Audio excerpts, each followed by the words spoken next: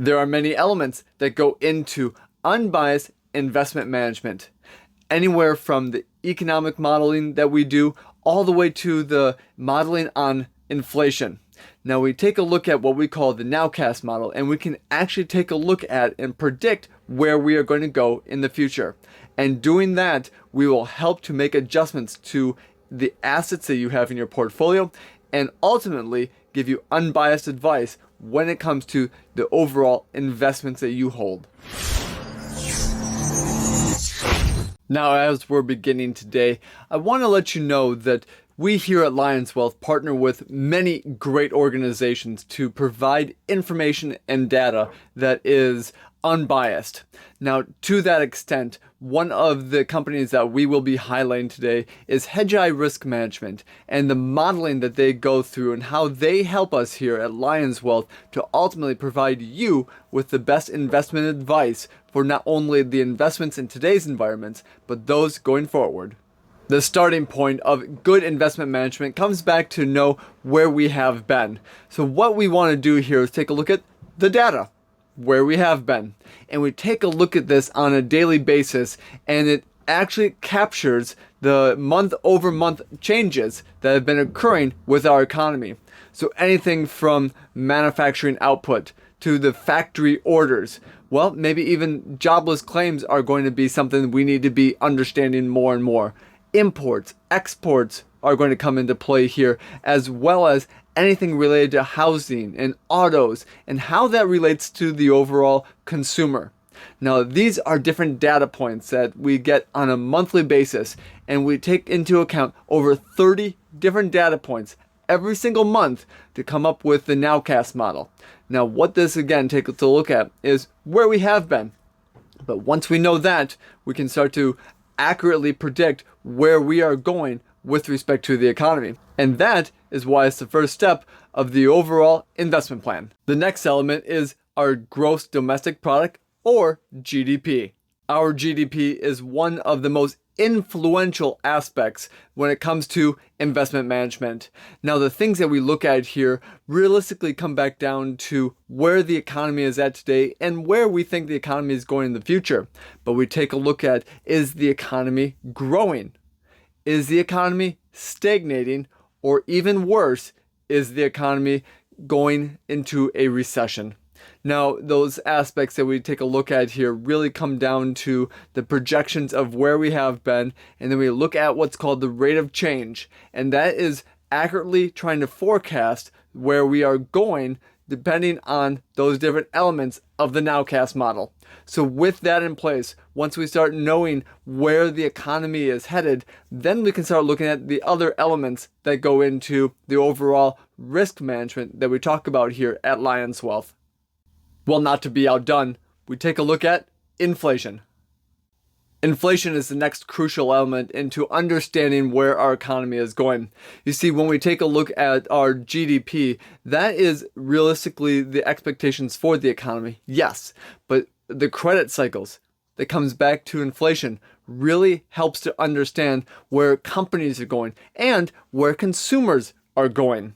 You see, when we have sticky high inflation, that can really hurt consumers and companies because they may not be able to borrow the money they need to do the projects they want to do, to invest in their own capital expenditures with respect to companies. But maybe it's the such that they can't afford the cars, the homes that they want either for the consumer. So all of that comes back down to inflation. And when inflation is sticky high, the Federal Reserve needs to step in. But if the reverse is true, where we start to have a disinflation, or even worse, a deflation start to happen, that is usually driven by consumption.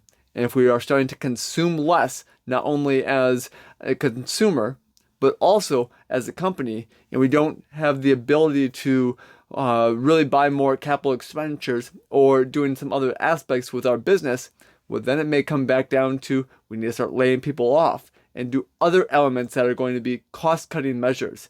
Now that is where inflation really starts to predict some of the other changes that happen with our economy. And that is why it is such a very important piece of the overall modeling. Hey, it's Nathan Crampy, and I create these videos because you are likely very ambitious when it comes to your overall investment plan. Now, what we want to be taking a look at today are all the details behind how we operate with respect to the investments and providing unbiased advice. But you're not the only one that would like unbiased advice. So do me a favor, like this video to help others find it, as well as subscribe to this channel so that you can have other information related to not only investments, but your overall wealth plan. The lead index is the very next step. When we're taking a look at inflation, when we're taking a look at our GDP and our economy, we can put that all together and we come up with what we call the Lions Wealth Economic Activity and Development Index. Now this equates to 4 different elements, and they are born out of Hedgei's quads. Now the quad models that Hedgei goes through really comes into respect of how we are growing with respect to the economy and inflation, or how changes are happening. Now what we work with here at Lions Wealth is starting with Hedgei's process with the quads, and we pull forward other research done by other firms as well. So we come up with what we call the lead index.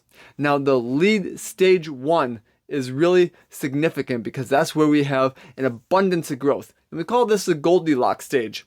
So this is really where we can actually have growth happening in the economy with little to no growth of inflation. But when it really comes back down to how we can be growing with the economy and still have a little inflation, that can actually be pretty good for our economy. That is lead stage 2. So this is where now we can have, like I said, the growth of our economy, but also a little growth of inflation. Maybe not too much. Now this is where economies go to flourish. So lead 1 and lead 2 are some incredibly great places to be. Now when we start to get into lead 3, this is where things start to get a little more precarious. That's where we have growth of our economy starting to slow, but we have sticky high inflation. That we call stagflation. Now, this is obviously not the great place to be over time, but we may go in and out of this on a yearly basis. Now, the worst of the worst, though, is lead 4. And this is where we have a slowing of our economy and a slowing of inflation, or a disinflation starting to happen. And that disinflation always comes back down to the consumption or the lack of demand. So when we take a look at lead 4, that's the worst of the worst, and I say this is where economies go to die.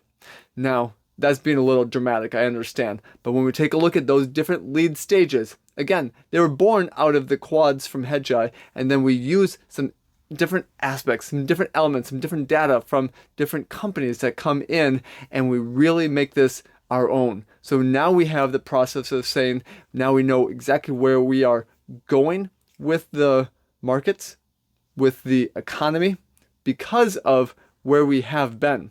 And when we take a look at the Nowcast, we take a look at the economy, we take a look at our CPI or inflation, we can start to accurately predict the next number of quarters.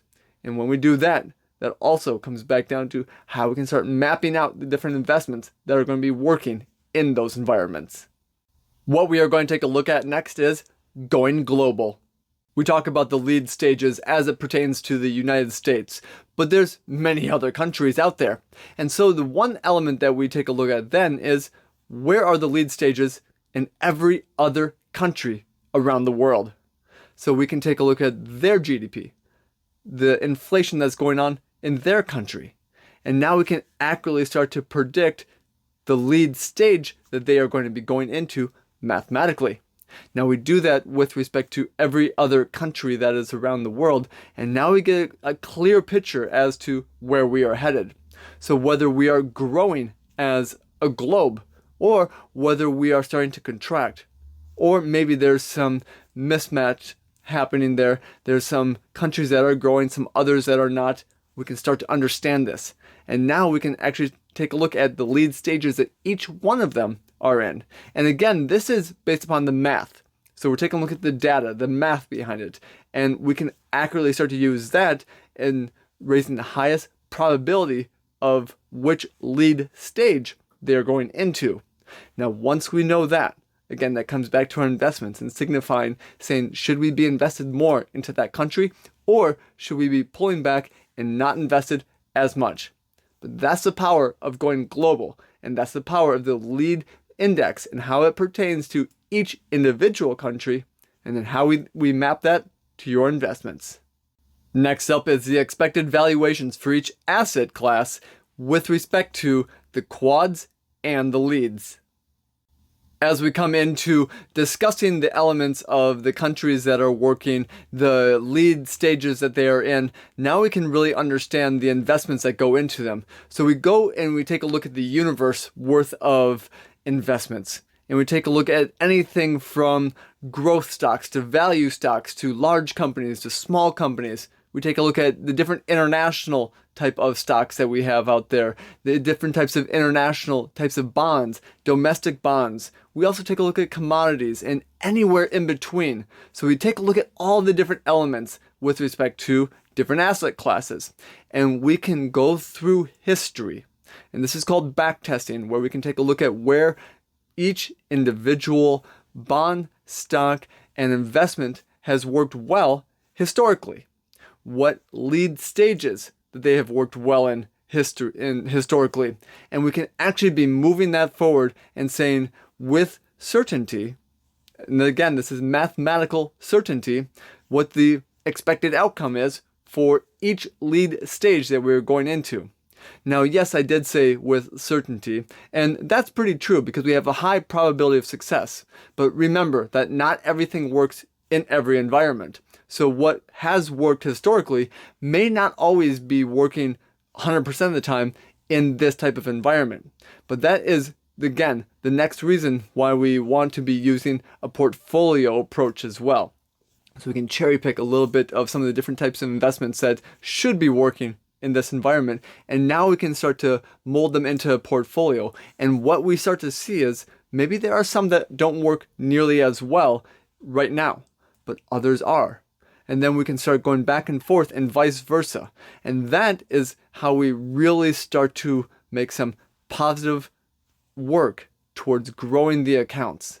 Now, all of that to be said is that when it comes back down to which ones should be working here, that's the back test.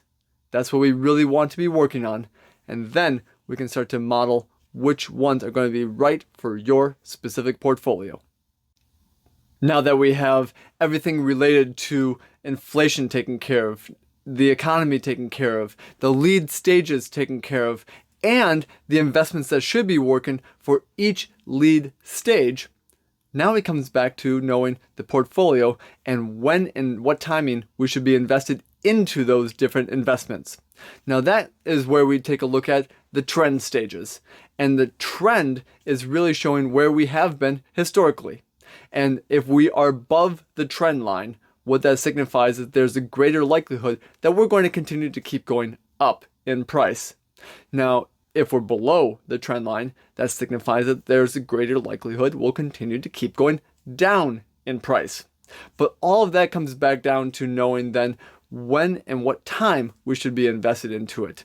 So, yes, we're not day trading, we're not trying to time the markets per se, but we can do a very reasonable expectation in knowing the outcomes and saying if we are expecting this to be this type of an environment with the lead index, if we know that these assets work better than others for this type of environment, then we can come back down to saying, should we be invested into them or not, when it comes back down to the trend.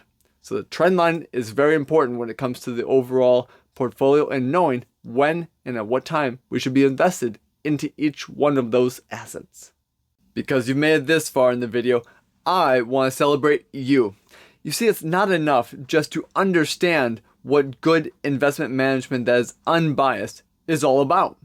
We have to put it into practice. And to do that, I am offering you a special one-on-one consultation where we will take a look at and understand not only the investment side of things, but ultimately your overall wealth plan.